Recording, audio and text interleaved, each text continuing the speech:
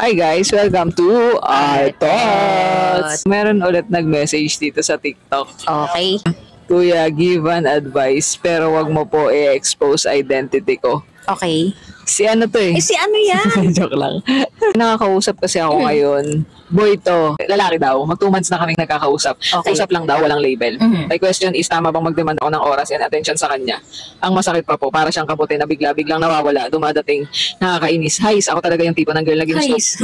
Pero hindi pinursu. At sobrang sakit nun. Na-experience mo na ba na mag-settle sa isang walang label relationship? Oo naman, nung kabataan days ko. Okay lang sa'yo na pakilig-kilig lang kayo, ganyan, pero wala kayong label.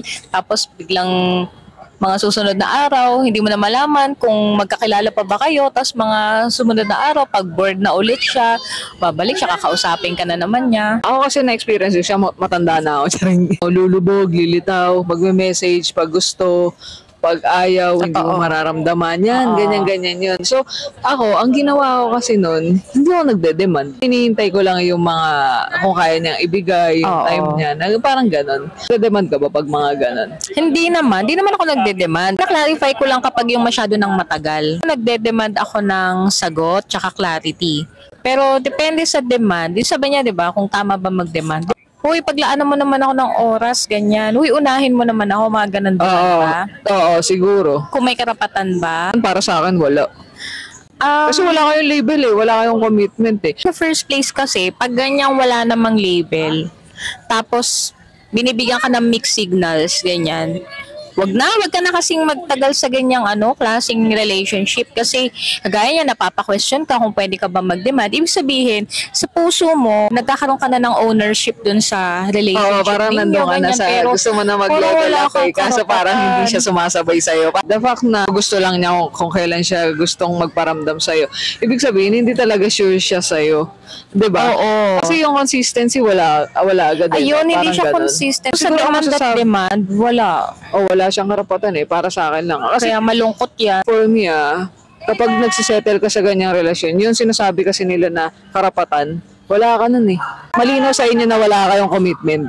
Diba nagkakaroon ka lang naman ng karapatan sa isang tao pag pareho kayo na nag-commit dun sa relationship? Oo, diba? totoo yan. Parang dun lang nagiging malinaw lahat. Halimbawa, si Guy naman kung may karapatan ba siyang mag-demand sa'yo. Depende yan sa nararamdaman mo. But then, dahil wala kayong label, wala din siyang karapatan sa'yo. Kaya wag ka din magpapatali sa kanya.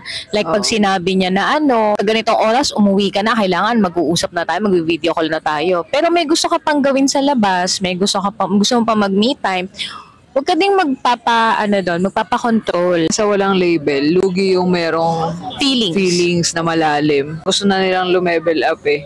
Pero hindi mabigay. Kung magsasettle kayo sa walang label na relationship, siguraduhin yung hindi kayo mapofall ng bongga-bongga. Yun ang pangit kasi doon. Kaya kung ako sa'yo, siguro ang magandang itanong mo na lang dyan is, dapat pa ba akong mag-stay?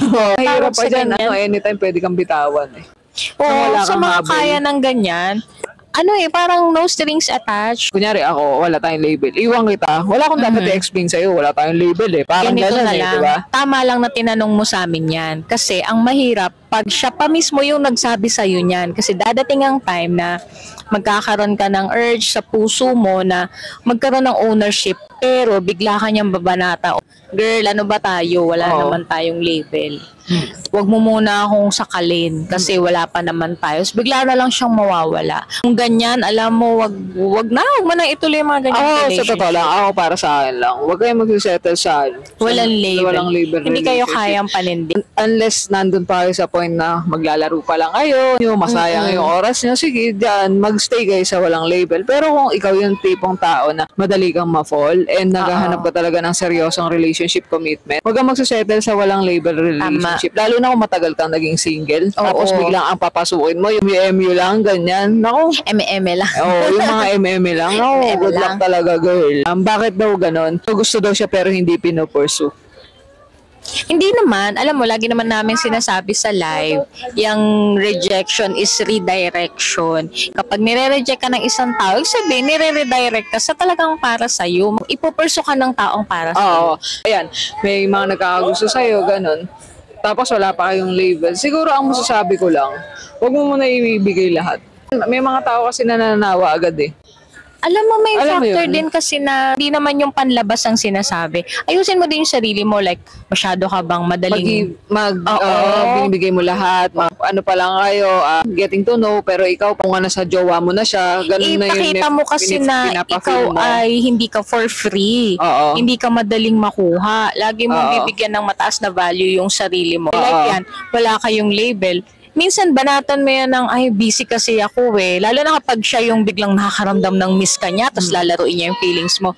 Sabihin mo sa kanya na, busy kang tao, marami kang inaasikaso, and hindi ka nag-entertain ng mga ganong masyadong bagay na laro-laro sa buhay. Then siya, magsiseryoso siya, or kung hindi siya yung type ng taong seryoso talaga, lalayas yan sa buhay mo kasi mabuboard At least, yan. mabilis yung pangyayari. Hindi yung yan. magtatagal ka ng mga ilang buwan, tapos mawawala. Diba? Oo. At least nandun ka sa point na parang mas mapapadali para sa'yo. Ipakita mo rin kasi sa Oo. kanya na kayong strict ka sa sarili mo, na hindi ka nagbibiro. Hindi ka Although basta-basta, ganun. oo, ganyan. Hindi ka naman magiging OA, pero minsan masarap din kasi yung may nakakausap ka, lalo na kung single ka eh. Pero kung ganyan na parang nadabihado ka na, pakita mo na hindi kayo aabot sa gano'n na magmumukha kang yung Na ikaw yung maghahabol, ganyan. Oo. Tama. Huwag mo isipin na hindi ka pinopursue. Marami ka pang makikilala. Siguro, pa lang yan. Start pa lang yan ng mga learnings mo sa love life. Basta Hindi yan siguro, sasabi, expert kami ha. Hindi kami expert. Pero siguro ang masasabi ko lang, ikaw magsisettle for less. For less, Lagi mong, tama.